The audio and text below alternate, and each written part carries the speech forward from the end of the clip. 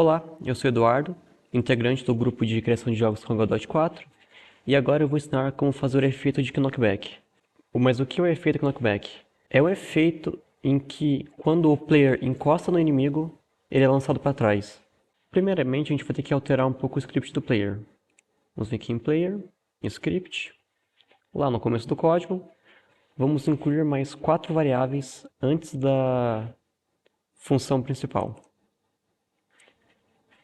A primeira delas vai ser do tipo export, já explico o que significa isso. Var player underline health.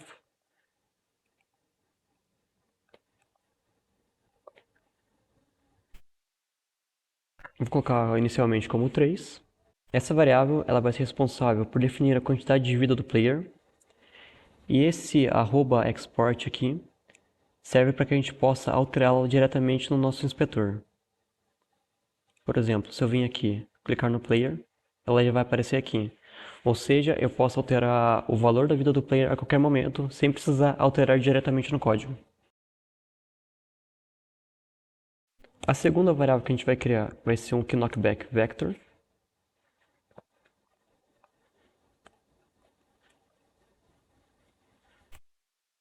O valor inicial dela vai ser um vector 2.0. Essa variável vai ser utilizada para representar a direção e a força do knockback. Esse vector 2.0 significa que ela vai ser primeiramente um vetor zerado, ou seja, não vai ter força nem direção nenhuma. A terceira variável que a gente vai precisar fazer é o var knockback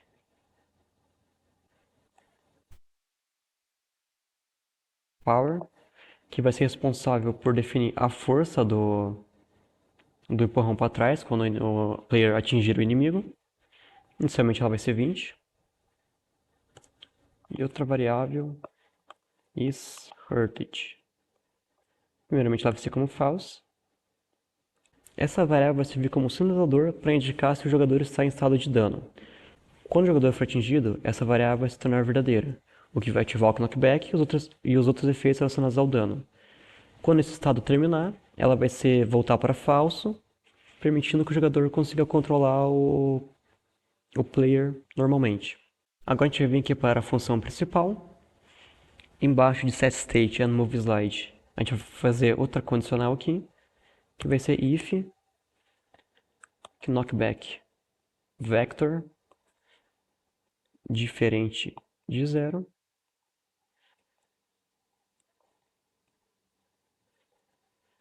velocity igual knockback vector. Essa condicional vai verificar se o vetor do knockback foi atualizado para algo diferente de 0. Se for o caso, significa que a gente deve adicionar o efeito de knockback no player. E essa linha aqui, ela ajusta a velocidade do jogador para o vetor do knockback, fazendo que o efeito seja aplicado nele. Agora descendo para a função setState. Embaixo do último condicional, vamos adicionar mais um, que vai ser o if inserted state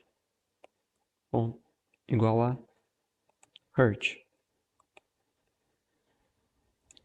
Aqui ele vai verificar se aquela variável que a gente declarou lá está como verdadeira, ou seja, se o player sofreu um dano, e ela vai definir aqui embaixo que o estado dele é hurt para que a animação possa tocar corretamente. Agora aqui na função onHurtBoxBodyEntered, a gente pode apagar todo o código que está aqui. A gente vai criar uma nova variável, var knockback igual a vector 2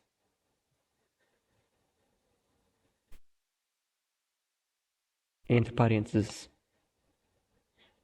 global position.x menos body.global position.x fora dos parênteses vezes knockback power, vírgula, menos 200.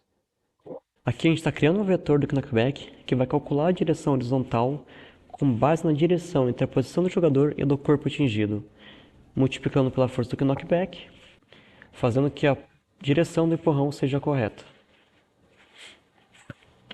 E aqui embaixo a gente coloca aqui, ó, take damage. Essa é uma função que a gente vai criar agora, nesse momento. Então a gente vai vir aqui. Agora a gente vai criar a função take damage. Então a gente vai aqui, func take damage. Ela vai ter dois parâmetros. Um que vai ser o knockback force, que vai ser um vetor, inicialmente um vetor zerado. E a duração, que inicialmente vai ser 0.25. Na primeira linha da função, a gente vai tirar uma vida do player, ou seja, a gente vai escrever aqui player health menos igual a 1. A gente vai verificar se a vida do player é menor que 0. E nesse mesmo if, a gente vai criar outro if, verificando se o nosso knockback force é diferente de um vetor zerado.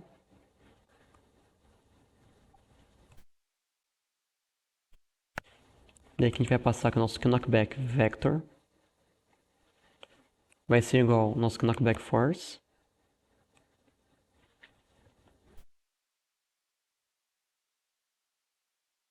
e vamos criar uma variável para armazenar um twin. Então aqui var, vou chamar de twin mesmo, igual a get tree ponto create twin. O twin é uma ferramenta usada para criar animações suaves. Em vez de a gente atualizar manualmente as propriedades de um objeto, como a posição ou a cor a cada frame, a gente pode usar o twin para fazer isso automaticamente e suavemente ao longo de um período de tempo.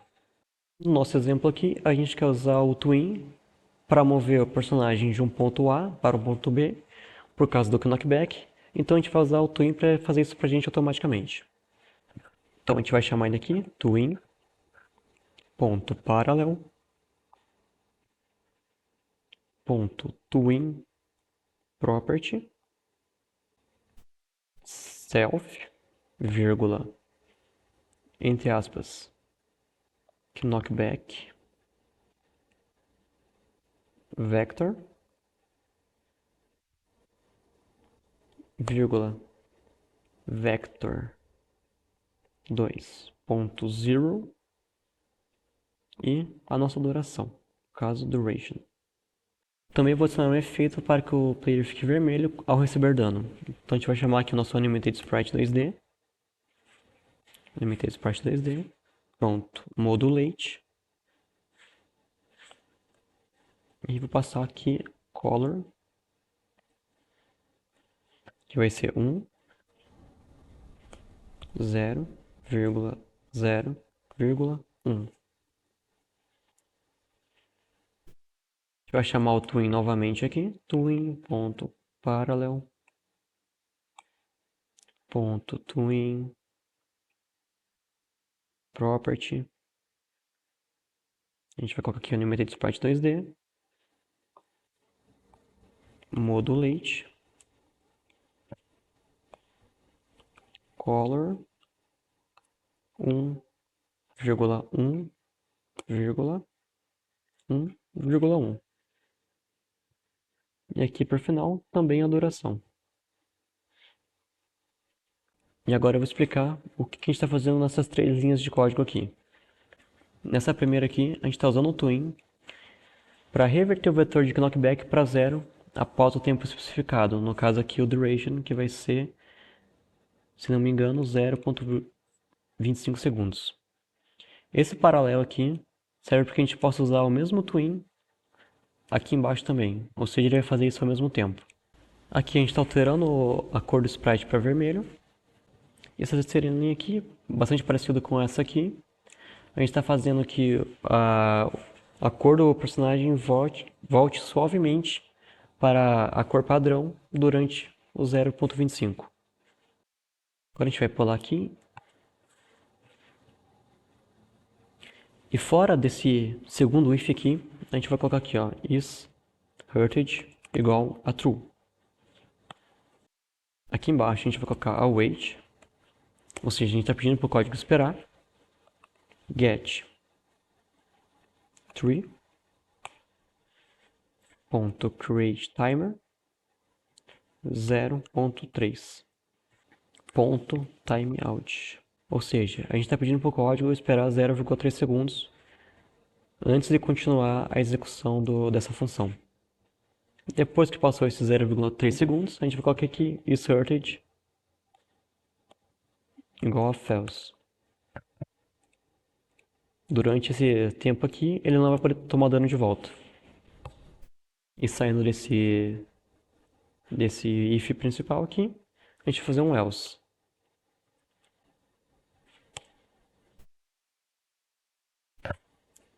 Câmera 2D, ponto, reparent,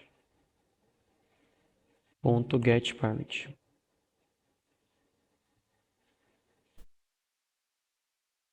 E we free. Antes eu errei aqui, eu falei que a gente tá fazendo if para ver se a vida do player era menor que zero, mas na verdade é ao contrário, a gente está verificando se a vida do player é maior que zero. Daí aqui nesse else, ou seja, se a vida do player for menor que zero, a gente tá pegando a câmera e trocando o pai dela para ser o nosso level, evitando que ela bugue na hora que o player morrer. E aqui a gente está eliminando o player. Antes de a gente testar aqui, vamos vir aqui no take damage e passar um vector 2 no caso, de 200, menos 200. Se a gente não passar esse vector 2 como parâmetro, nosso knockback force aqui vai ser 0, ou seja, não vai ser um efeito de knockback. Vamos testar. Deu um erro aqui na linha 36, porque primeiramente eu escrevi vector errado, e aqui não é diferente de 0, é diferente de vector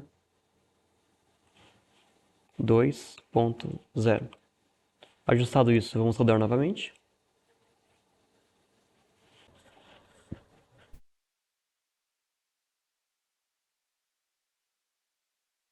Como vocês podem ver, o nosso personagem tomou dano, foi para trás, ficou vermelhinho. E depois de ser atingido 3 vezes, ele morreu. Por essa aula é isso, espero que tenham entendido, e a próxima aula vai ser sobre Parallax Layer.